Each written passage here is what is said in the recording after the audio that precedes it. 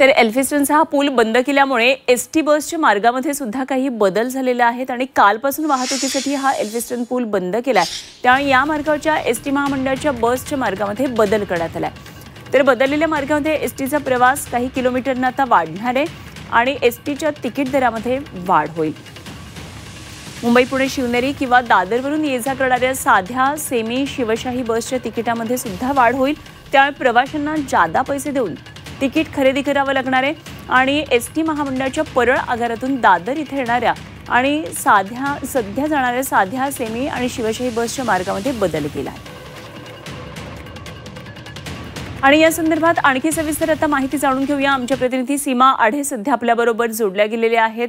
याच भागातून सीमा, तुझ्या मागे आम्ही पाहतोय पाडकामाला सुरुवात झालेली आहे। इथल्या नागरिकांचा आक्रोश होता, संतप्त होते, पाडकामास विरोध केलेला होता। मात्र आता पाडकाम सुरू झालेलं आहे। काय काय नेमके बदल झालेले आहेत आणि काय नेमकं हे वातावरण या परिसरामध्ये दिसतंय? नक्कीच अनुपमा, ब्रिटिशकालीन एल्फिस्टन पूल काल मध्यरात्रीपासून वाहतुकीसाठी पूर्णपणे बंद करण्यात आलेला आहे आणि खरं तर इथे राहणाऱ्या नागरिकांचा प्रचंड विरोध पाहता गेल्या अनेक दिवसांपासून हा पूल जो आहे तो बंद करता येत नव्हता। मात्र अखेर हा पूल आता बंद करण्यात आल्याचं सध्या आपण या ठिकाणी पाहतोय आणि आता पाडकामाला सुद्धा सुरुवात झालेली आहे। पुढील 2 महिन्यामध्ये पूर्ण पाडकाम केलं जाईल आणि त्यानंतर म्हणजे 16 महिने हा पूल बांधण्यासाठी लागणार आहे। म्हणजे साधारण 2 वर्ष नवीन पूल बांधण्यासाठी लागणार असल्याची माहिती सध्या MMRDA कडनं दिली जाते। आता स्थानिकांचा विरोध आपण कालपर्यंत पाहत होतो। स्थानिकांशी येऊन स्थानिक आमदारांनी बातचीत केलेली होती, संवाद साधलेला होता आणि हा पूल कुठेतरी पुलाचं काम हे पुढे झालं पाहिजे यासाठी प्रत्येक नागरिकांशी या ठिकाणी येऊन स्थानिक जे आमदार आहेत ते संवाद साधत होते। आज सकाळी जेव्हा आम्ही इथे राहणाऱ्या नागरिकांशी बातचीत केली, ज्यांचा कालपर्यंत विरोध होता, त्यांचा आज असं म्हणणं आहे की आता पूल तर बंद झालेला आहे, आता जर सरकारला विकास करायचा असेल, नवीन जर पूल बांधायचा असेल तर काहीसा त्रास सहन करायला आम्ही सुद्धा तयार आहोत।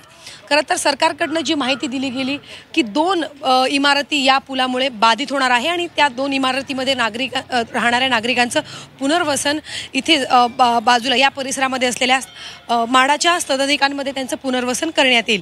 मात्र सध्या जो विरोध होता, जो कालपर्यंत आपण पाहत होतो, तो विरोध आता नागरिकांनी मागे घेतल्यामुळे आता पुढे जो काम जे पुलाचं काम होणार आहे ते आता त्यांचा जो मार्ग आहे तो मोकळा झाल्याचं पाहायला मिळते।